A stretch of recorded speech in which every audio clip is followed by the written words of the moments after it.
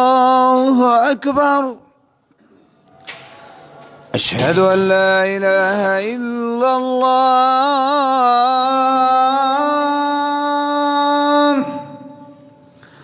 أشهد أن لا إله إلا الله.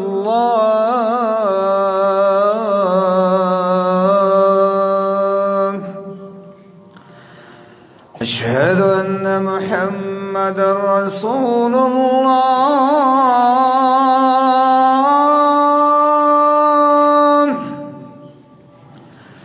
أشهد أن محمدًا رسول الله.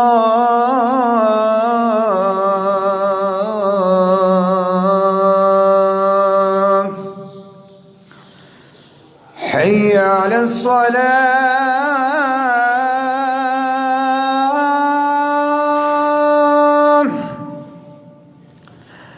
حي على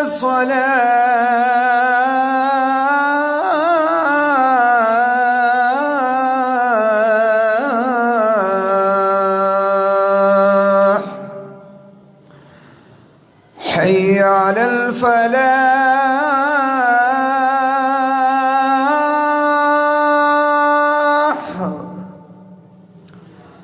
حي على الفلاح.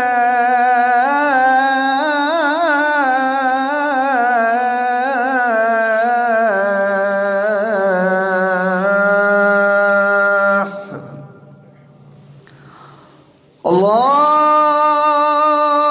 أكبر.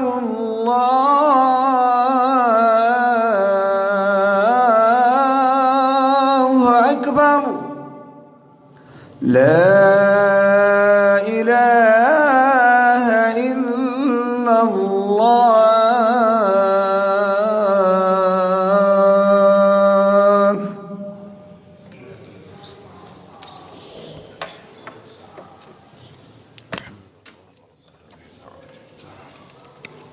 الصلاة القائمة آت محمد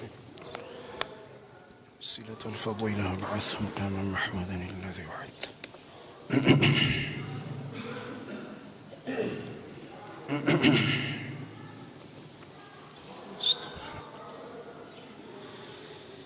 استغفر الله. ربي أعوذ بك من همزات الشياطين.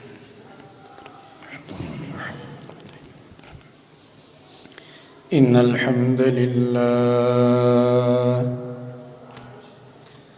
نحمده ونستعينه ونستغفره ونعوذ بالله من شرور أنفسنا ومن سيئات أعمالنا. من يهده الله فلا مضل له ومن يضلل فلا هادي له. وأشهد أن لا إله إلا الله وحده لا شريك له. وأشهد أن محمدًا عبده ورسوله. أما بعد فإن خير الحديث كتاب الله وخير الهدي هدي محمد صلى الله عليه وسلم وشر الأمور محدثاتها وكل محدثة بدعة وكل بدعة ضلالة وكل ضلالة في النار. أعوذ بالله السميع العليم من الشيطان الرجيم من همزه ونفخه ونفثه. الرجال قوامون على النساء بما فضل الله بما فضل الله بعضهم على بعض وبما أنفقوا من أموالهم فالصالحات قانتات حافظات للغيب بما حفظ الله واللاتي تخافون نشوزهن فعظوهن واهجروهن في المضاجع واضربوهن فإن أطعنكم فلا تبغوا عليهن سبيلا إن الله كان عليا كبيرا. دا اصلاح البيوت دا کورونو دا اصلاح په دې سلسله کې نن د الله رب العالمین په توفیق باندې دوه خبرې به مختصر کوو. یو نیک بیبي څه ته ویلی کېږي، نیکه ښځه، او دویم د یو ښځې د اصلاح دپاره موږ او تاسو له څه پکار دي. او دا ډېره اوږده موضوع ده، خو داسې مختصر اشارات به ورته ورکړو د الله په توفیق ان شاء الله تعالی. قرآن کریم کې الله تبارک وتعالی دا کوم آیت چې ما ولوست د سورة النساء 34 نمبر آیت دی 34 دی کې الله تبارک وتعالی د نیکې زنانه او د بدخویه زنانه دواړو صفات ذکر کړي دي. بیا دلته دا ذکر کړي او نورو صورتونو کې بیا نور هم ډېر شته ګڼ ښکلي صفات د هغه زنانو چې هغه نیکه او صالحه زنانه ده. خو که هغه ټول موږ ذکر کوو بیا وخت به ډېر ونیسي.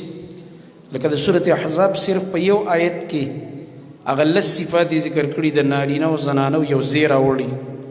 ان المسلمین والمسلمات والمؤمنین والمؤمنات هغه آیت کې لس ذکر کړي دي.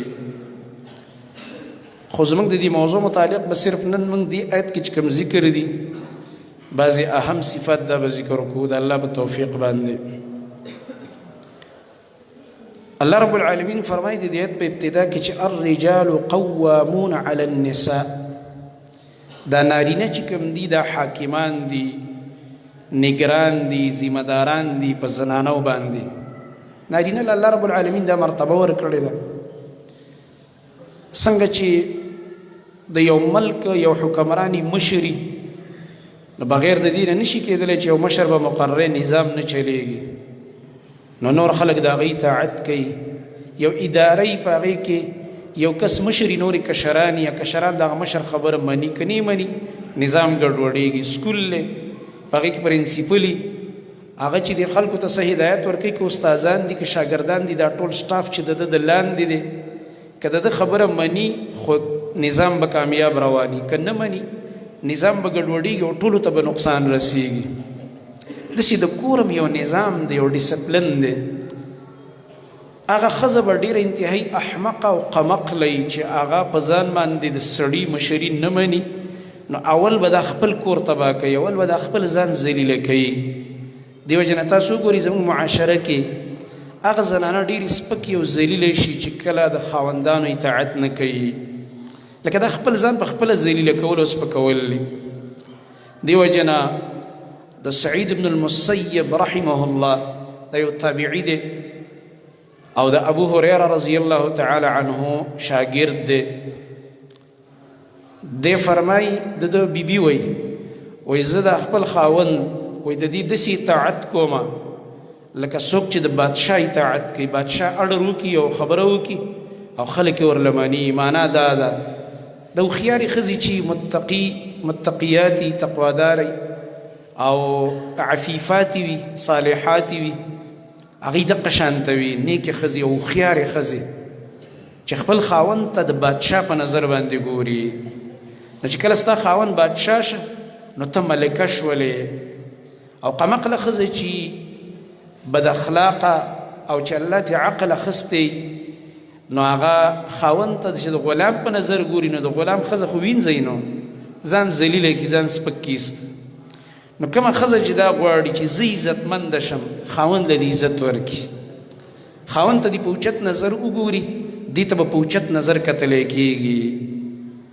دې سره به هغه شانته رویه کوي کومه رویه چې دا کوي د خاوند سره ځکه ته د خاوند نه دا تمه مه کوه که هر څونه هغه هم بېکاره شي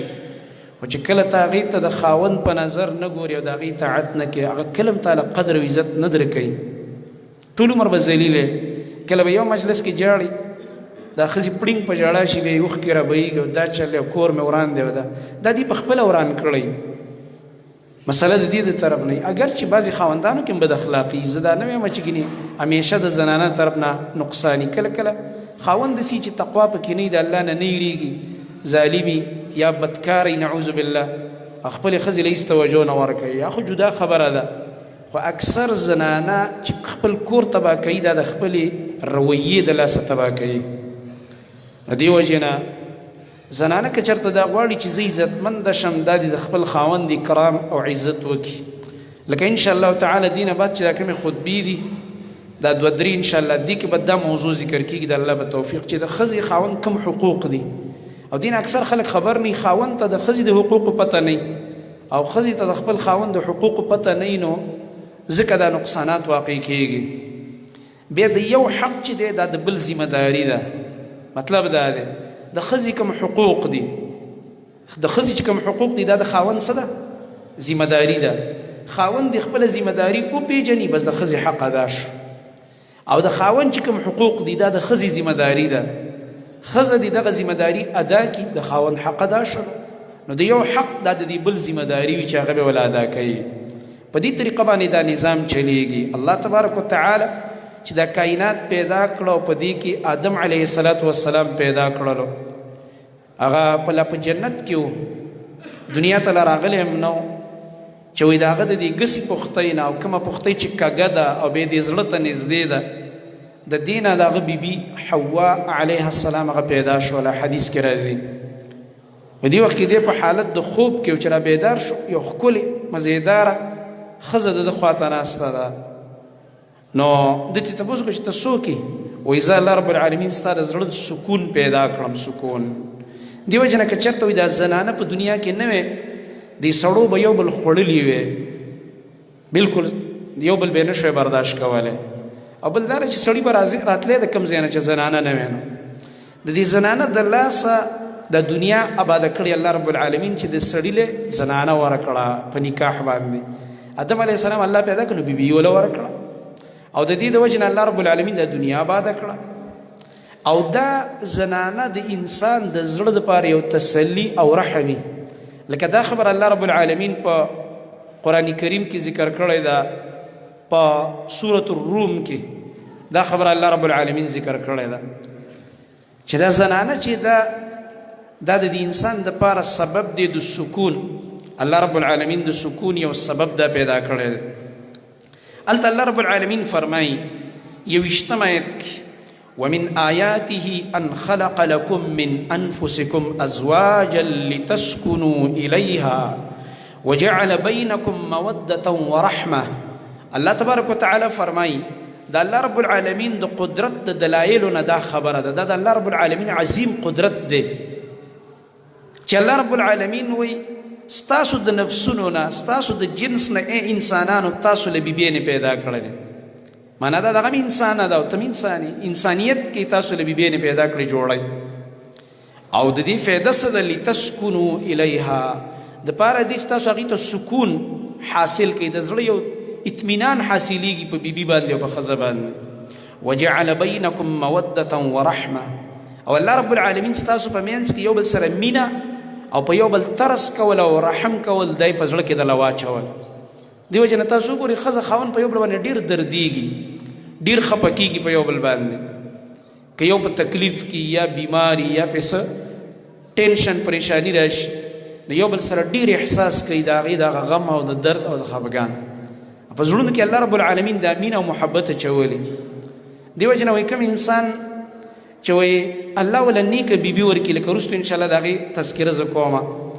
وایي دا داسې ده لکه دله چې په دنیا کې داسې یو جنت ورکړی شوی دی چې یو حوره وله ورکړی شوی ده ځکه د جنت بیبي به هم د انسان سره موافقه اختلاف به نه کوي نو که تعالی الله رب العالمین په دنیا کې داسې بیبي درکړه چې ستا سره موافقه ده، عقیده یې هم ستا په شان ته ده، الحمدلله. ته چې ورته قرآن حدیث کومه خبره کې هغه هم در سره مني، په هغې کې هم اختلاف نه کوي. ځکه لوی نقصان د دې نه هم جوړېږي چې بعضې وخت کې د سړي ښځې یو شان عقیده وي، د خاوند یې بل شان عقیده وي. دا لویه لانجه او بیا چې لا داسې ښځه چې ته ورته دعوت ورکې او هغې بیا منیم نه قرآن او حدیث، دا ډېر لوی ټینشن وي. کورنۍ ګډه وډه مور پلار ورته وایي د ده ومانه او دا چل دی او دا چل، دا ډېر لوی پریشاني. او دا پریشانۍ نه هم ډېرو ځایونو کې موږ اورو، په بعضې کورنو کې دا مسلې وي. نو که تعالی الله رب العالمین داسې بیبي درکړې ده چې هغه عقیده د توحید ده، د سنتو تابعداره ده، کوډګره نه ده، په دربارونو نه ګرځي، په پیرانو نه ګرځي، الله ته شکر سجدې ولګوه. قسم په الله تعالی الله ډېره قیمتي بیبي درکړې ده، ته د دې په قدر نه پوهېږې. ته دې دربارونو ته خو وګوره که نه، کمې زنانه چې ور روانې، ته خو لږ وګوره هغه زنانه چې په محرم کې د دې اسونو د لاندې وزي نه نوځي بچی یې راله راکوي. ته خو لږ وګوره هغه زنانو ته چې د پیرانو په خپو کې لغړېږي. ته خو لږ وګوره هغه زنانو ته چې په کوډګرو په منتریانو باندې ګرځي لګی دی او په دې دمګرو باندې ګرځي.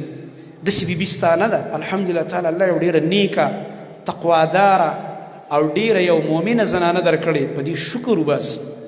ته چې څومره شکر په دې وکړې دا کم دی. د دې ناشکري مه کوه. خیر دی که دې کله کله یوه تیزه خبره کوله برداشت کوې،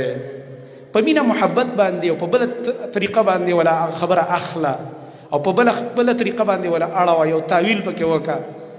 هغه که غصه مو کې ته ورته وخانده، انشاءالله تعالی چې په دې باندې به الله رب العالمین ستا کور نه ورانوي. ځکه دا بعضې خبرې ځکه برداشت کوه چې په دې کې صفات ډېر ښایسته دي ستا په دې بیبي کې. دا مؤمنه ده، دا توحید والا ده، دا د سنتو تابعداره ده، د دې قدر وپېژنه. ډېر ملګري د خپلې مؤمنې بیبي قدر نه پېژني. د دې قدر او احترام ډېر پکار دی. نو الله رب العالمین چې کله وی آدم علیه السلام دپاره بیبي پیدا کړله، نو دا د ګسې پختۍ نه پیدا کړې ده او کږه پختۍ ده. نو حدیث کې راځي نبی کریم صلی الله علیه وسلم فرمایي، لکه دا به رستنو خطبو کې بیا د دې زه مزید وضاحت کوم، اوس صرف اشاره ورکوم چې دا زنانه چې دا 100% ستا د مزاج مطابق نشي جوړېدلی، چې بلکل 100% چې ته څنګه غواړې داسې وایي نه، هغه خبرې به بیا جنت کې دنیا کې نشي کېدی. څه ناڅه یعنې 90% به ستا د مزاج مطابق 80% 20% به ستا د مزاج خلاف وي، هغې باندې به ته صبر کې په 20% باندې. ته د 80% خیر ته ګوره او د 90% خیر ته ګوره. د 10% کمزوري ده، یا مطلب تعالی چې کوم دی په وخت باندې ډوډۍ نه ده تیاره کړې، یا یو بله خبره پکې ده، یو کمزوري خامخا یو زنانه کې، هغې ته ډېره توجه مه کوه، نو ټینشن کې به نه پرېوځې. چې کله پکې داسې یو عیب نشته چې دیني دی او ایمان یې خرابېږي، او یا چې کوم دی نعوذ بالله چېرته یو بله غټه عیب پکې دی چې هغې سره د هغې دین او حیا بربادېږي، چې دا پکې نشته، نو دا وړې وړې خبرې دې ته ډېره توجه مه کوه. او شیطان سړي سره دا عجیب کار کوي چې د زنانه یو وړه کمزوري وي، دې ته به د انسان دا ذهن ور متوجه کړي چې ګوره داسې وکړه، وګوره داسې وکړه، نو په دې باندې ولا کور رانهیي. او په دې باندې شیطان ډېر زیات خوشحالېږي د ښځې خاوند په اختلاف باندې. لکه دې باره کې به زه نور را روانه خطبه کې حدیث وایم انشاءالله تعالی. نو نبی صلی الله علیه وسلم فرمایي دا زنانه چې د کږې پختۍ نه پیدا ده، نو 100% دا ستا د مزاج مطابق نه برابرېږي. که ته وایې چې زه سیده کوم، نه 100% به زما د مزاج مطابق وي. نو چې ته پختۍ سیده کوې نو دا سیده کېږي که ماتېږي؟ د الله نبي فرمایي وایي دا کږه ده چې سیده کوې دا ماتېږي، بیا به ماتې معنی ده بیا طلاق ورکړه. او چې طلاق دې ورکړه بله دې راوسته، نو چې په دې کې 10% نقصان کېدی شي چې بله راولې او تا ته به ډېره ښایسته ښکاري او ډېره مزېداره، هغې کې به 20% بیا به څه بیا به دې سر نیولی چې او دې نو خوا مخکنۍ ښه وه، د 100 نه 50 ښې وې، هغه د لیوني په شان چل به در باندې بیا وشي، بیا به دا چل در باندې وشي. ځکه د الله نبي فرمایي ګزاره کوه ورسره، دا ګزاره کوه. او د الله نبي زنانو ته شیشې ویلي، شیشې یو نازک شی دی که نه، شیشې سړی احتیاط کوي چې ماته نه شي. د الله نبي صلی الله علیه وسلم خیال کوئ دا نازکې شیشې دي دا ماتې نه کوي، دې سره ډېره ګزاره کوئ، ښه اخلاق ښه رویه ورسره وکئ. نو کوم آیت چې ما لوستی و دې کې الله رب العالمین فرمایي وایي دا سړي چې دي دا خو الله فضیلت ورکړی، نګران دي، مشران دي، قوامون دي په زنانو باندې. ولی بما فضل الله بعضهم على بعض، ځکه الله رب العالمین دې سړو له بعضو له په بعضو باندې فضیلت ورکړی دی. د فضیلت اسباب په دې سړي کې زیات دي په نسبت د زنانه باندې، دا د الله تقسیم دی. او دغه رنګه بیا الله رب العالمین فرمایي وبما انفقوا من اموالهم او بل په دې وجه چې دا سړی خرچه کوي د کورونو د خپل مالونو نه دا سړی ګټي منډي ترړي تکلیف چرته اوړې دی خلیتی بهيږي بس مزدوري پسې وته چرته جمع دی اړچیږي غریب خو مزدوري پسې وته دی سفرې کوي او د قخزل او دی بچولې راوړي نو دا خزه کو خياري او کبدي کې عقلي نه دا به دا سوچ کوي چې ګوره دا زما خاوند څومره منډي ترړي سفري تکلیفونه چا د پاره برداشت کوي زما د پاره برداشت کوي زما د بچو د پاره نو په کار د چې دی د هغې مشري ومني هغه د کور مشر ومني ځکه چې هغه سره د ټول کور خرچای خراجات او نظام په لاس کې دی هغه منډې ترډې ټولې هغه وایي ټینشن په هغه دی که کور یې جوړ کړو قرضونه راوړي ده څوک هم ښځې له نه دی راغلی چا پیسې راکړه هر سړی دغه خاوند ته یې ولاړ دی دې پسې راځي که ټلیفون کېږي هم دته کېږي که مطالبه کېږي د ده نه کېږي که سپورې ستغې اوري دی اوري د خپلې ښځې دپاره بچو دپاره یې کور جوړ کړی دی کله په بل شي کې قرضداري شي کله په بل شي کې قرضداري شي کاروبار کې قرضه وکړي نو دې ښځې او د دې بچو دپاره دا کاروبار روان کړی نو دی وجه نه زنانه دي د دې خپل خاوند ډېر احترام وکړي او شکریه دې ادا کړي او بل بیا الله رب العالمین فرمایي فالصالحات قانتات حافظات للغیب بما حفظ الله دا زموږ د نن موضوع سره متعلق خبره فالصالحات نو هغه زنانه چې نیکې دي او صالحې دي صالحات هغه زنانه دي چې په دین عمل کوونکي دي تقواداره منځګزاره د الله بندگی ذکر کوونکي اطاعت کوونکي د خپل خاوند قانتات تابعداري کوونکي دي د الله د رسول د خپل خاوندانو حافظات للغیب حفاظت کوونکي دي د خاوند د مال او د خاوند د اولاد او د هغه د کور او د خپل نفس په وخت د غایبوالي د خاوند کې یو معنا ده حافظات للغیب یو معنا ده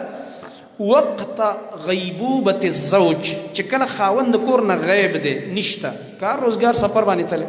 نو دا به د دې خاوند د کور د مال دغه د بچو او د دې د نفس د دې زنانه د بدن چې د خاوند امانت دی د حفاظت وکړي حافظات للغیب دا معنا ده حافظات للغیب کې یو بل معنا علماء کړي غدا ده چې غیب نه مراد د خزي خاون پټ رازونه دي د دې حفاظت به د زنانه کوي خزي خاون نه ډېری خبرې راځي نو قمقله خزه چې هغه د خاون سره چې بدن نه کمره کې کوم خبر راغلی هغه د خزو په ډک مجلس کې وایي قمقله خزه چې نه پیژني دا غي دا نه خدا د احمق خزه نه خدا د چې هغه د کوټي خبره په دالان کې کوي د پلار او مور په کور کې کوي چې راشي نو ډاګي راوړي د پلار مور کرا زما خويندې دې خبرو نه خپه کیږي تربيت لپاره دا خبره کوم ځکه نن سبا چې اکثر کورونه وران دي ولی وران دي په کور کې خور قسم خبره راځي او د اری زنانه او د ار خاون مینس کې راځي نو قمقله خزه چې د خاون د کور دا خبري چرته ویسي خپل مور او خپل پلار ته ویسي او بس مور تم جاړي او ورونو تم په جاړه شي نو د دوه خاندانو مینس کې دښمنی پیدا شي مینس کې کله کله دا په کور کې نه کله په طلاق هم شي نو لانجام د دې سر لراشي بیا هم دا په سرو سترګو جاړي او داسې څومره جرګې من کړي په دې خپل لږ عمر کې چې همدغه زنانې ته کېنولي او بیا هغه مور او پلار یې ګرځي د یو د بل او د مشرانو او د علماو سوال کوي چې اوس را دا کور جوړ کړه لور مې وایي چې زه بېرته خپل کور ته ځم نو چې ته اوس خپل کور ته ځې او بېرته درته خاوند در یاد شه نو ولې دې د خپل خاوند د کور دا مسلې راوړلې دې کور ته دا لانجې دې ځان ته جوړولې د الله بندې ته خو ځان له خپل حالات خرابې او خيار خزه هغه دا چې خاوند سره مسله په کمره کې راغه په کمره کې بیرته حل کی څوک ته خبر نشي بیرته خپل خاوند رضا کی خدمت یو کی چې ول پوخ کی وخاندي را وخاندي وسره معافي تی وغواړي بس خبره ختمه شوله د خيار زنانه طریقه ده ردی وجنه د خپل خاوند د کور مسائل دا بل ځای کې نه بیان حافظات للغیب دا معنا ده الله دلته د اغه زنانه صفت کړي دي نیک زنانه اغه ده چې د دیو د خاوند مینس کې کوم رازونه دي دا بل ځای کې نه بیانوي لکه یو حدیث کې په دې لعنت راغله رسول الله صلی الله علیه وسلم فرمایي په هغه سړي د الله لعنت په سړي لعنت ویل په خاوند او په خزي دوانو باندې په دې حدیث کې د الله نبی فرمایي په هغه خاوند د الله لعنتي چې د شپې د خپل خزي سره سګب شپ او کم خاص تعلق دی غي وکړو او بیا سباله د مرګرو په مجلس کې ناست دی بیا التحلونه وای دا خو خپل خزه به حیا کړو دي شرمول ظالمه تاسو کې ځکه دا تچ کوم خبره کې د بل سړي په ذهن کې سکرین سٹارټ چې د سیمه وکړو د سیمه وکړو تاسو دا د قمقلو خلکو کار دی بی حیا خلک بی دینه خلک د الله نبی په دې سړي لعنت ویلې چې د دیو د خزي په مینس کې خاص چې کوم د راز امور دي دا بار بیانې خلکو ته او په هغه ښځه د الله لعنت دی چې د دې او د خاوند منځ کې کوم خاص تعلق دی د دې خاص تعلق خبرې د خپلو زنانو په منځ کې بیانوي زما خاوند داسې دی او داسې وکړه او داسې وکړه په دې باندې لعنت راغلی زموږ دین دا ګوره ډېر د حیا دین دی زموږ دین ډېر دروند دین دی د انسان نه درنه سیکه جوړوي نه دې سپکوي ځان مه سپکوه په خپله عزتمند دی ته درون انسان یې نو داسې کار مه کوه چې ته دا سپک عادتونه کوې اوس چې دی زنانه روډونو ته راوځي وایي موږ چې کوم دی وایي موږ زړه م لږ هوا کړی دی دې روډ باندې منډې وو دا خو د لیونۍ ښځې صفت دی چې په کور کې سات نه دی په روډ د پاسه منډه خو لیونۍ څه چل در باندې وایي دا وایي زموږ دغه دی څه ورته وایي میراتن ریس ورته وایي که څه ورته وایي اوس د څه شي اعلان شوی دی چا ته پته شته دغه میراتن ریسونه چې کوم کوي او دغه یو څو طلاقې شوي ښځې دي یو څو طلاقې شوي چې هېڅ څوک یې په معاشره کې نه قبلوي په دې ټي وي به راشي او داسې دوه ګزه جبې دي که عالم ورسره ناست دي په هغې پسې هم راکولاوئ که بل یو کس ورسره ناست دي په هغه پسې هم راکولاوئ نو داسې یو 2 ګز والا ژبه لرونکې ښځه ده په دې پنجاب کې او دا انجیوګانې چلوي او کوشش یې هم دا دی چې د مسلمانانو دا لوڼ او خویندې بې حیا کي او خلکو ته ترغیب ورکوي جینکو ته چې کور نه راوځئ زه هم سپورټ کوم وکیل هم دله زه نیسمه که تاسو هر قسم مسله یي پلار سم نه لګي د مور سره د خاوند سره بس کور پرېږده او ما له ځان راورسه او دفتر ته زه دله کیس کوم مطلب دا دی بې حیا شئ هغه ښځه بې حیا او بې دینه هغه الله د یو داسې سیکولر سړي د خولې نه بې عزته کړه دې ملګرو ته پته وي چې په خپل هم عام یو سړی دی ډرامه نګار دی او مصنف دی که چې د مضامین وغیره لیکي کلین شوی کړی دی حالانکه پروګرام کې یو عالم هم ناستی دی خو عالمو ته د الفاظو نه هلته موقع نه وه او الله رب العالمین د هغه د لاسه بې عزته کړله او دا ټکي وایي چې میرا جسم میری مرضی هغه ورته دا ستا څه جسم دی په دې خو څوک لاړې نه توکي اس پہ تو کوئی توکتا بھی نہیں ہے تمہارا جسم کیا ہے میرا جسم میری مرضی دا ستا جسم دا ستا دی دا اوس چې دا کمې ښځې دا ازادي ګرځېدلې او دا تقریبا 81 ملکونو ته کرونا وایرس ورسېده او دا اوس یې د ځان نه کلکې کلکې څادرې تاوي کړي دا پوزې هم پټې کړې دي نو ورته ستا جسم دی ازاده ګرځه که نه ولې یېرېږې دا کوم ځای نه در باندې دا مصیبت راغو دا جسم موږ له الله را کړی دی دا د الله امانت دی که یو انسان ځان ته مؤمن وي نارینه او زنانه ځان ته مؤمنه وي دا جسم به د الله او د رسول د مرضۍ مطابق استعمالوي نه د خپلې خوښې مطابق موږ له الله رب العالمین د ژوند تېرولو ښایسته غټ میدان را کړی دی د مرۍ نه یې نه ونیولې چې ګینې د مرۍ نه یې نیولې او دوی وایي اوهو تاسو به چې کوم دی ښځې قید کړي په کورونو کې ښځو نه بیخي وایي وینځې جوړې کړي مونږ وینځه تی چې په پیسو خرڅېږي ته ځان نه خبر نه ته چې یو پروګرام کې پیسې اخلي کله د یو ټي وي والا والي په پیسو کله د بل ټي وي والا والي الحمدلله دا حیانا کې او دا په کورونو کې درنې ناستې دا څوک نشي اخیستلی دغه وینځې دي دغه چې کوم دی په حصار کې ګرفتاري دي دا چې کله په یو ډرامه کې په پیسو والي او کله په بله ډرامه کې په پیسو والي او کله چې کوم دی میدانونو کې ګډیو په پیسو یې واخلي پیسې ورسره دغه کې وینځې خو دغه دي دا هغه وینځو مثال دی چې جاهلیت زمانه کې به خلکو په پیسو اخیستې او یا به یې ګډولې یا به ورسره هر څه کول دا کار خو تا سره کېږي هغه زنانه هغې ته وایي دا وایي قید ده او په کور کې قید کړې ده چې هغه د خپل یو خاوند او د یو څو بچو خدمت کوي 15 دي یا 10 بچي والا دا وایي څه ده دا وایي قید د ډېر تکلیف دی دې ته وایي دا بار رایسته غواړي او کومه ښځه چې په دفتر کې د 200 سړو خدمت کوي دا وایي ازاده ده دا 200 سړو خدمت دا ګران کار دی که د دې 10 کسانو خدمت دا ګران کار دی ته خو په غم اخته یې ته خو الله په مصیبت اخته کړی په ډېر لوی ټینشن کې ته پرته یې هسې ځان له اړه خوشحالی په دې خبرو باندې فضول خبرو باندې غرض مې دا دی دا هغه شیطاني تحریکونه دي شیطانی مشنونه دي چې روان دي د دې په مقابل کې که موږ خپله معاشره دا محفوظ کول غواړو او دغه د قرآن او سنت احکام دا به زنانه ته ښودل غواړي د الله رب العالمین دا دین دا ورته ښودل غواړي دې خویندو میندو ته زمونږ الحمدلله مسلمانانې خویندې میندې دین سره محبت دی د الله رب العالمین کتاب سره محبت دی د نبی صلی الله علیه وسلم د سنتو سره محبت دی کله چې د دین څخه بعضې کارونه کېږي ناپوهه دي او چې ورته بیان کې الحمدلله عمل پې کوي د الله په فضل باندې نو غرض مې دا دی الله رب العالمین فرمایي دا زنانه حافظات للغیب دي بما حفظ الله، په دې وجه چې الله رب العالمین د دوی حفاظت کړی دی. دې نه بعد بیا چونکې هغه زموږ موضوع نه د وروستو به بیانو انشاءالله، بیا د بد اخلاقه ښځې صفات ذکر کړي دي. بد اخلاقې ښځې سره به څه کوي او د هغې د اصلاح څه طریقه ده، به زه بله خطبه کې انشاءالله تعالی بیا وایم. ونن موږ د نیکې زنانه په باره کې خبره کوو. هغه حدیث تاسو ته معلوم دی چې نبي کریم صلی الله علیه وسلم فرمایلي چې تنکح المرأة لاربع، زنانه د څلور وجو نه په نکاح اخیستی کېږي. بیا د الله نبي ترغیب څه ورکړی دی؟ وایي کومه چې دینداره زنانه ده هغې سره ته نکاح وکړه. دینداره زنانه دا نیکه زنانه ده. دغه رنګه نبي کریم صلی الله علیه وسلم فرمایي الدنیا كلها متاع وخير متاع الدنيا المرأة الصالحة. دا دنیا چې دا ټوله متاع ده. متاع څه ته وایي؟ کوم څیز نه چې سړی فایده اخلي، د سکن یو څیز دی،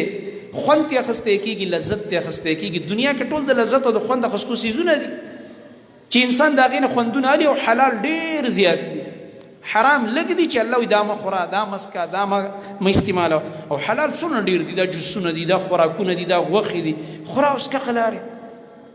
دا دنیا ټوله د مزې اخیستلو څیز دی چې کله حلاله مزه ده اخیستی شي. خو په دې ټولو مزو کې ټول نه بهتره مزه څه ده؟ وخیر متاع الدنیا المرأة الصالحه. بهترینه متاع او سکنه د دنیا هغه نیکه بیبي ده. په نیکه بیبي کې چې کومه فایده ده دا د دنیا په یو څیز کې نشته دی، نه په خوراکونو کې شته او نه په سکاکونو کې شته او نه په ښایسته ښایسته مناظرو کې شته دی. ستا یو زړه کمره او ستا یو زړه بستره، خو چې ښځه دې نیکه ده، ستا د ذهن موافقه ده، ستا اطاعت کوي، ته ترې خوشحاله، والله چې دا د هغه محلاتو نه ډېره بهتره ده دا ستا زړه کمره چې په هغې کې بد اخلاقه او بېدینه ښځې ناستې دي او خاوندان یې په نورو ګندونو کې مبتلا وي، ځکه چې ښځې بد اخلاقه وي. دا د بد اخلاقه ښځه چې دا په دنیا کې یو عذاب دی، دا په دنیا کې یو عذاب وي. ځکه خو الله رب العالمین د طلاق لاره رالیږلې چې دې د مصیبت نه ځان خلاص کا. دغه یو جایزه لار ده، بس ځان نه جدا کا، هغه دې هم ګیره کړې ده او ځان دې په پریشانۍ کې اچولی دی. و د اصلاح طریقې شته دی الحمدلله. نو د الله نبي فرمایي ټولو نه بهترین نعمت په دنیا کې د فایدې څیز هغه نیکه بیبي ده، ځکه دا تاله ډېرې فایدې درکوي. ستا د بچو تربیت کوي، ستا کور د فتنو نه د دې د وجې نه بچ دی الحمدلله، او د الله بندګي کوي او ستا خدمت کوي لګیا دی. او دا زنانه چې کومه ده وایي دا دیندار او نیکه زنانه کومه ده؟ دا هغه ده چې کله ورته خاوند وګوري هغه خوشحاله شي. حدیث کې راځي رسول الله صلی الله علیه وسلم فرمایلی و تپوس وشئ د الله نبی په دې زنانو کې غوره زنانه کومه یوه ده؟ د الله نبي فرمایل اذا نظرت الیها سرتک. دا هغه زنانه ده چې ته ورته وګوري تا خوشحاله کي. چې وګوري ورته نو هغه ستا دا نظر خپل ځان ته دا چې ته ورته نظر وکړي دا یو نعمت ګڼي چې زما خاوند ما ته ګوري، تا خوشحالۍ ستا قدر کوي، ستا احترام کوي. ته چې ورته یو خبره وکړي هغه مني لګی دی، ستا اطاعت کوي. د الله نبي فرمایي واذا امرتها اطاعتک، کله چې ورته حکم وکړي ستا اطاعت وکړي. او الحمدلله زموږ د معاشرې خو داسې زنانه دي که د شپې دې ورته 12 بجې ویلې شاو پاسېږه، د ورځې به هم ستړي شي، شاو پاسې یو پیالې چیره له وکړم بس غریبه پاسېږه، خدمت دله کوي. بس دا نیکه بیبي ده چې ته ورته امر کې حکم کې هغه ستا اطاعت کوي لګی دی. څومره خدمت دې کوي، دا کپړې دې له اینځي، د هغې د وجې نه ستا هغه شخصیت ښکلی ښکاري په هغې باندې. ستا چې کوم دی د کور صفایي کوي، تا له کور ته راشي پخلی دله کړی دی، مخې ته یې دله کېږدي، ناشته دله تیاروي او ستا د کور خدمت کوي. دا څونه لوی نعمت دی. عمر رضی الله تعالی عنه ته یو سړی راغو د هغه په دور حکومت کې، نو بار دروازې ته راغو، شکایت یې ورته کوو د خپلې ښځې په باره کې زما د کور والا ته څه نصیحت وکړي، ما سره خوله وهي. نو چې ویې کته عمر رضی الله عنه سره دننه کور والا په بحث باندې وه، امیرالمؤمنین سره خپله کور والا په بحث. نو عمر رضی الله تعالی عنه هغه ته داسې په طریقه باندې لګی او جواب یې ورکوه. نو سړی واپس شو، دا خو ځان لا غریب زما په شان مسلې سره مخامخ دی، ما له څه مسله حل کړي. نو عمر رضی الله عنه راوغوښته چې څه پسې راغلی وي، ته راغې بیا لاړې. هغه ورته ویل بس یو کار پسې راغلی یم خو زه ته یې نشي کولی. وایي څنګه زه نشم کولی، زه خو ستاسو مشر یم. نو وایي ته په خپله په هغه کار باندې مبتلا وې. وایي څه مسله وه؟ وایي کور والا راسه اختلاف و خولۍ راسه ووهله ما چې تاله به راشم ته به یې پویه کړې. زه خو چې راغم تا سره دننه خپله کور والا لګیا وه، بحث یې راسه شروع کړی. دا اوچتې زنانه دي، خو راځي کله کله کور کې یو خبره خو راځي. او دې ښځې سره به ځان نه سمې دا رقم عقل سړي کاري ښځې سره بیا سر ته کله رسولی هم نه شي نو چې نه شي رسولی بیا صبر کوه ځکه د هغې عقل کوتاه دی عقل یې کمزوری بعضې وخت کې داسې سمجھ کې سره خبره نه راځي ته د دنیا غټ پلاسپر د ځان نه جوړ کړه ته یې چې زه به یې پویه کړم کله نه پوهېږي غریبه چې نه پوهېږي بس بیا ته خاموش سکوت اختیار کړه څه به وکړي چې د هغې ذهن کې خبره نه راځي هغې سمجھ کې نه راځي ذهن یې کمزوری دی بس ته بیا غلی شه نو عمر رضی الله عنه ورته چې ګوره دا زما کوروالا چې ده که دا ماته یو خبره وکړي زه وله برداشت کوم ولې دا ګوره زما د بچو تربیت کوي د دې نه مال الله اولاد را کړي دي دا مال جامې انځي دا زما کور صفا کوي دا چې زه کور ته راشم ډوډۍ راله تیاره کړي دا صفات یې وله بیان کړه نو هغې ویل زما کوروالا خو هم دا کار کوي چې کوي ګزاره وسه کوه که نه خیر دی بیا ورسره ګزاره کوه ښه سلوک ورسره کوه خیر دی که یو خبره داسې وکړله چې په تا ښه ونه لګي د هغه د الله دپاره برداشت که خیر دی ځکه ژوند دی ورسره دا خو خلک وایي د شګو مزل دی دا خو د 2-3 ورځو مزل نه دی نو دې وجې نه دې سره به ګزاره کړي نو نبي کریم صلی الله علیه وسلم فرمایي هغه نیکه بیبي ده چې ته ورته حکم وکړې ستا خبره ومني او واذا غبت عنها حفظتك في مالك ونفسها او کله چې ته د کور نه غایب شي دا ستا د مال حفاظت هم کوي یعنې لوفره ښځه نه ده چې بس د خاوند مال بربادوي په فضول کارونو کې الوزي نه د مال حفاظت کې خفه کېږي چې دا زما خاوند ډېر په تکلیف ګټلی دی دا مال بې ځایه بې ځایه نه لګوي او بیا د خپل نفس حفاظت کوي چې زما دا نفس دا زما د خاوند امانت دی نو دا داسې ده لکه یو ښکلې او پاکه محفوظه ملغلره ده چې الله رب العالمین تعالی درکړې ده دغه رنګه هغه زنانه نیکه زنانه ده ټول نه مخکې چې ما ته ویلې عقیدې صحیح وي هغه زنانه نیکه زنانه ده چې کله د خپل خاوند سره په نیکۍ کې تعاون کوي لګی دی خاوند ته کله کله توجه ورکوي د نیک کار دپاره ښې مشورې وله ورکوي دا هم د الله رب العالمین یو نعمت دی چې الله رب العالمین چاله داسې پویه کور والا ورکړي او هغه وله په بعضې امورو کې ښې مشورې ورکوي دا د الله رب العالمین غټ او عظیم نعمت دی دغه رنګه خپل خاوند منې کوي د هغه کارونه چې هغه حرام دي ناروا دي د ګناه کارونه دي هغې نه یې منې کوي چې دا کار مه کوه دا د الله نعمت ګڼه چې کله تا ته خپله کور والا داسې یو نصیحت کوي چې تا د یو ګناه نه منې کوي دا په ځان بده مه ګڼه بعضې سړی دا په ځان باندې بده مني او بیا هغې ته کنځلې کوي هغه ته وایي مثلا سګرټ مسکه دا څه دې جوړ کړی او دا نسوار مه کوه دا به راشي بس کوتک ته به لاس کړي بیا راباندې به کړي داسې نه وي پکار چې کله تا هغه د ګناه نه منې کوي نو دا نصیحت د هغې قبول کوي ته داسې په سپک نظر مه ګوره هغه هم یو انسان دی په تا باندې خفه کېږي نو دا نیکه زنانه ده چې انسان د ګناه نه منې کوي دغه رنګه هغه نیکه زنانه ده چې د علم سره شوق دی علم سره علم هغې خوښ دی قرآن او حدیث یې زده کړی دی بل ته یې ښی لګی دی په دې خوشحالېږه چې الله رب العالمین ستا په کور کې داسې بیبي تاله درکړي یا داسې لور دله درکړه یا دله داسې انګور یې درکړه چې هغه ستا کور ته زنانه راځي یو آیت ورته ښیي یو حدیث ورته ښیي په دې ډېر خوشحاله شه چې دومره خیر خورېږي لګیا دی دا غټه د خیر خبره ده دا د الله غټ او عظیم نعمت دی په تا باندې ډېر خلک هغه د دې په قدر باندې نه پوهېږي بعضې کسان داسې چې نیکې نیکې زنانه کور ته راولي یو داسې لور خپل زوی له وکړي دا یو زنانه وکړي خپل زوی له ګوري شي چې هغه نیکه زنانه یې علم یې کړی قرآن ترجمه یې کړي حدیث یې ویلي او دا ظالم وله دونه موقع نه ورکوي چې هغه د محلې دا زنانه راشي یو ګنټه یو کلاس وله ورکړي چې زه لورې دې ټایم کې ته دا زنانه به راځي او ته ورته ترجمه کوه او ته ورته علم ښایه بلکې نه یې پرېږدي دې ته لانجې ورسره کوي د الله بنده دا غټ نعمت الله درکړی دی له یو که غټه مدرسه ولا نشي کولاولی په دې کور کې یو کمره ولا ورکړه یو ګنټې دپاره چې زه دې کمره کې یا دې برنډه کې کښېنئ مازدیګر یا فلان ټایم کې دا زنانه د محلې فارغ ځکه مازدیګر کې اکثر د سکول جنکۍ واپس راغلي دې ته به ته یو آیت ترجمه کې یو حدیث به ورته ښې او د بعضې داسې کسانو په باره کې ما اورېدلی دي چې ډېرې نیکې زنانې خپل کور ته واده کړي خپل زوی دپاره اوله کې ښه خوشحالي چې ما داسې عالمه کتلې ده او داسې یو نیکه زنانه ده او غریبه چې بیا کله کور ته راشي په اذکارو باندې کنځلې ده چې مونځ نه بعد هغه ښایسته اوږد مونځ کوي ذکر کوي دا ته ولې کوې دومره ډېر اوږد ذکر ته ولې دې قرآن تلاوت ته ناست دی په دې باندې ورته بیا ردې بدې وایي داسې نه ده پکار په دې باندې د الله شکر وباسه د الله نبي فرمایي دا د دنیا عظیم نعمت دی وخیر متاع الدنیا المرأة الصالحه چې الله رب العالمین ستا کور ته نیکه زنانه راوستې ده لقمان حکیم صاحب به دا ویلې وی مثل المرأة الصالحة مثل التاج على رأس الملك وی دا نیکه زنانه د دې مثال داسې دی لکه د یو بادشاه په سر باندې چې ښایسته تاج پروت وي دا ستا تاج دی، تاج دا نیکه زنانه. او دا بد اخلاقه زنانه چې کومه ده، ومثل المرأة السوء كمثل الحمل الثقيل على ظهر الشيخ الكبير.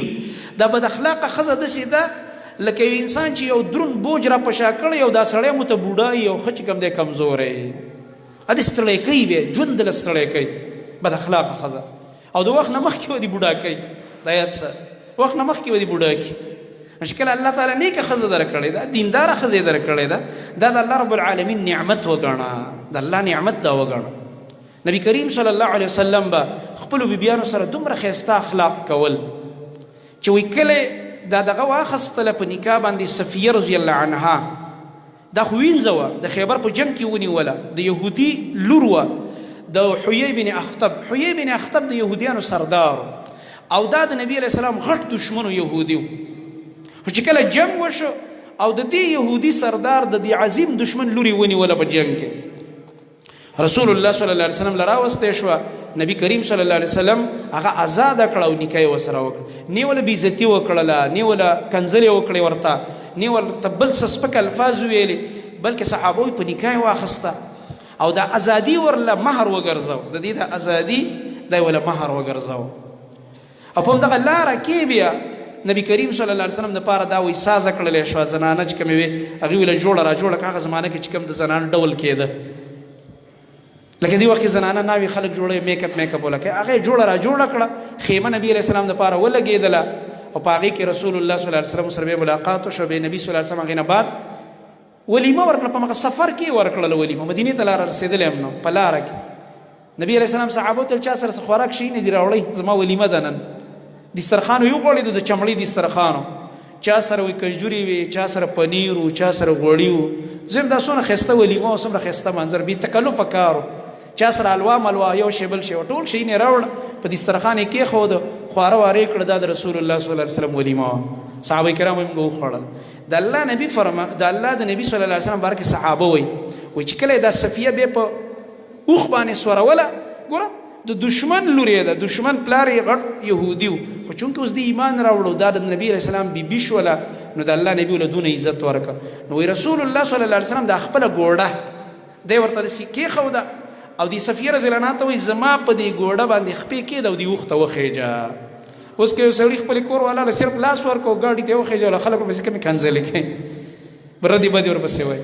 خپل کور والا سره نبي کریم صلی الله علیه وسلم ښایسته اخلاق دی چلولي، ښکلي اخلاق. عائشه رضی الله تعالی عنها فرمایي په ټول ژوند کې نبی کریم صلی الله علیه وسلم موږ له چېرته ګزار نه دی راکړی. او د دې کمال دا دی چې یو طرف ته د نبي صلی الله علیه وسلم ښکلي اخلاق دي، بل طرف ته بیبیانې ډېرې اعلی دي. داسې موقع هم نه ده پیدا کړی. وایي که چېرته به کله کله څه خبره راغله، دا د ښځې خاوند خبره چې داسې خبره به راغله چې نبي علیه السلام موږ نه خفه شو په هغې باندې، نو موږ به پکې شپه هم نه اړوله. موږ به د الله نبي دې ته نه پرېښوده چې شپه دې په غم او خفګان کې تېره شي. موږ به د شپې داسې خدمت د الله د نبي صلی الله علیه وسلم وکړو، خوراک څښاک او دغه بېرته به چې کوم دی وایي موږ هغه خپله خفګان به هم ختم کړل، خوشحالۍ ژوند به هم بیا تېرولو. موږ د الله نبي صلی الله علیه وسلم چېرته خفګان ته وایي نه دی پرېښی.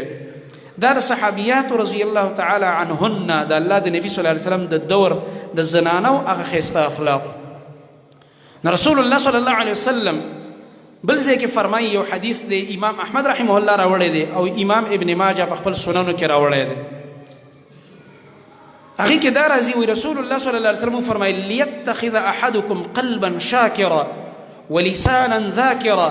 وزوجة مؤمنة تعينه على امر الاخره. ډېر ناشنا خبره یې کړې د الله نبي. صحابو ته ویل دا د اوږد حدیث یو ټوکړه ما وویله د خپلې موضوع سره متعلق.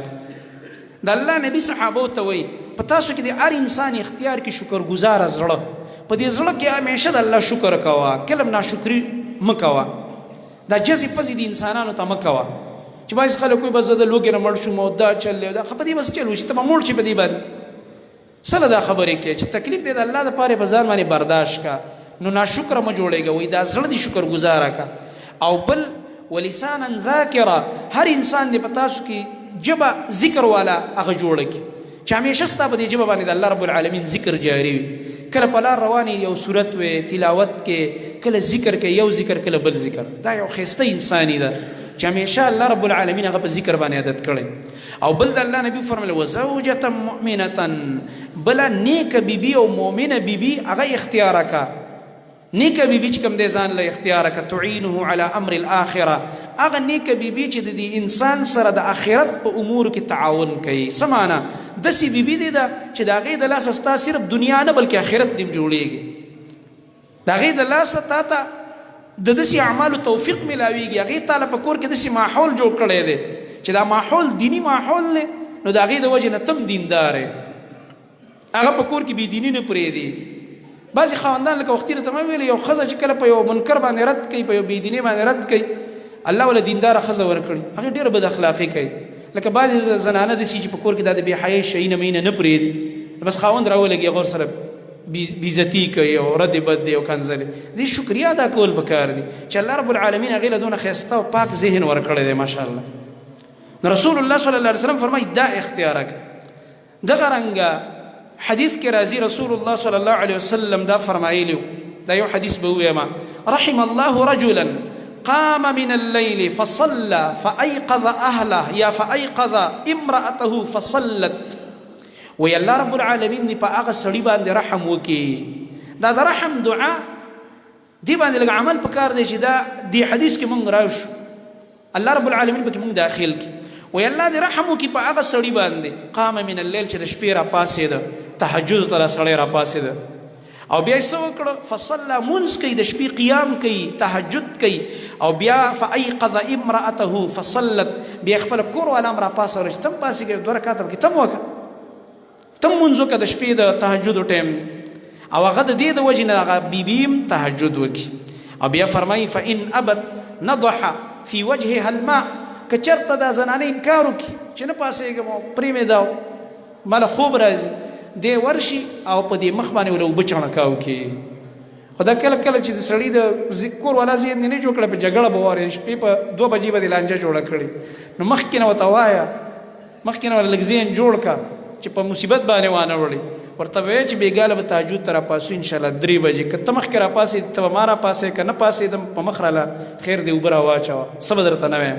او که ته زه مخکې راپاسې زه تا راپاسوم، او که نه پاسېدې اوبه در باندې به دې مخ شیندم. ماحول جوړ که ماحول. اول به ذهن سازي کې، ذهن سازي به سړي نه کړي او یو دم یو کار کې بیا د هغې نه لانجه جوړېږي. بیا به ته چې ته خو کافر یې، هغه بیا به دا خبرې کې چې ته خو کافر یې، زه دې مونځ ته راپاسوم او ته انکار کې، نو په لوی مصیبت به واوړې. دا ګوره نبي علیه السلام دا خبرې ولې کړي دي؟ دا ماحول ښایسته ماحول جوړ کړي د عبادت، د الله د بندګۍ، د خپل کورونه د الله په عبادت باندې آباد کړي. نن زموږ کورونه کې فضول خبرې کېږي، فضول خبرې، د انګا او د بنګا قیسې کوي.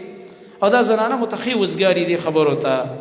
په غم خاده کې چرته روټۍ کمزوري یا بل څه خبرې به دقه به د دې ټاپک او دا څنګه روټۍ پخ کړې او دا څنګه چلو دا څنګه، یعنې ټولې خبرې او فکرونه زموږ د خواهشاتو نه تاویږي.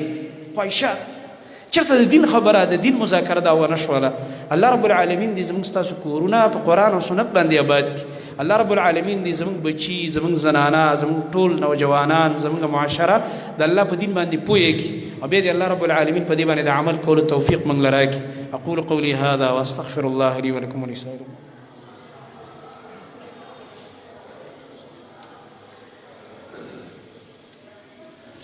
إن الحمد لله نحمده ونستعينه ونستغفره ونعوذ بالله من شرور أنفسنا ومن سيئات أعمالنا. من يهده الله فلا مضل له ومن يضلل فلا هادي له، وأشهد أن لا إله إلا الله وحده لا شريك له، وأشهد أن محمدا عبده ورسوله صلى الله تعالى عليه وعلى آله وصحبه أجمعين. أما بعد، فأعوذ بالله السميع العليم من الشيطان الرجيم، من همزه ونفخه ونفثه. بسم الله الرحمن الرحيم. قل هو الله أحد الله الصمد لم يلد ولم يولد ولم يكن له كفوا أحد. د ملګری د ماسخوتن د مونځ تپوس کوي. ماسخوتن مونځ چې دی دا به د نصف اللیل نه مخکې کې نیمې شپې نه ماړه وه. نیمه شپه کومه ده؟ د ماښام نور چې ډوب شي شپه شروع شوه او سار چې فجر راخیږي دې ځای پورې شپه ده. دا ګنټې ټولې په منځ نیمې کړي، نو دا نصف چې د شپې دا دغه کېږي مخکې رستو کېږي وړي او جمعې کې دا مخکې رستو کېږي نو د دغه نصف الليل نه مخکې کول پکار دي وتر واجب دی او که نه دا تپوسونه مه کوه چې وتر واجب دی او که نه بلکې دا نبی علیه السلام کړي په سفر کې هم کړي په حضر کې هم کړي یو کس د عبدالله بن عمر رضی الله عنهما نه دا تپوس کړی وتر واجب دی او که نه هغه د الله نبي کړي بیا یې ویل زه ته هم چې د الله نبي کړي دي ستا د واجب او غیر واجب څه کار دی خو د الله رسول صلی الله علیه وسلم په سفر او حضر کې کړي بلکې حدیث د بخاری کې راځي کله په سفر روانو په سورلۍ د پاسه هم کړي دي یو ځلې رسول الله صلی الله علیه وسلم سره دغه روانو د عبدالله بن عمر ناغه وکته چې رسول الله صلی الله علیه وسلم ویتر کوي د سورلۍ د پاسه ویتر کول لګیاو ځکه لکه نفل هم کېږي په سورلۍ باندې او هغې کې که ستا مخ هر طرف ته فرض مونځ ته به راکوزېږي قبلې ته به مخ کې او چې کله په ګاډي کې وي په سورلۍ باندې ناست وي نو که ستا مخ هر طرف ته نفل او ویتر کېږي الحمدلله دا د دین اساني ده چې تش په هوا خارجېدو باندې صرف چارندام کول دي پوره او د سره د استنجا نه استنجا به هله کې چې څه وځي ستا د بدن نه کومې چې دوه لارې دي د ګندګۍ د دې نه چې کله څه ووتل نو هله به استنجا کې تش په هوا خارجېدو باندې استنجاګانې نشته دی دا ما مخکې به دې باندې خبره کړې دا ګوره ډرامې دي زموږ د دور وایي په دم باندې بعضې خلک بایپاس اپریشن یې کوي څادر پې واچي او پلاني کې پیر دی او څوک پلاني دی کې ماشوم دی ته الله بندګان تاسو خو مؤمنان یې توحید والا یې لږ باندې عقل د عقل هم یو شی دی که نه عقیدې نه علاوه د عقل هم یو شی دی بعضې خلک چې کوم دی زه دې ته حیرانېږم لکه زما سمجھ کې دا خبره نه راځي چې بعضې خلک وایي زه په موبایل خلک دموم د دې ځای چوف واچوم او هغه ځای ته رسي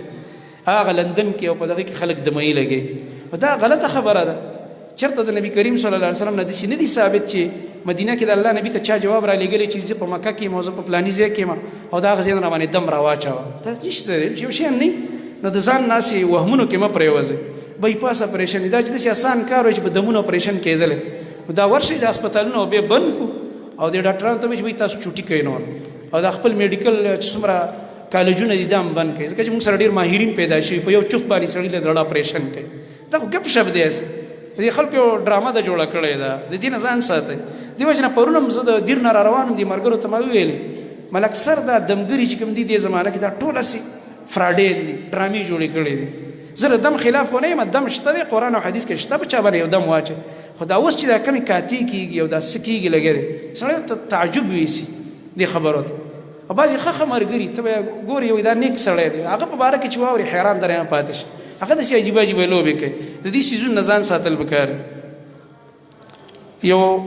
والدین وایي ماشوم وفات شوی د 8 میاشتو ډېر غمجن دي او د صبر دعا وله وغواړئ الله رب العالمین ولړه صبر ورکړي بل دا د آخرت ذخیره ده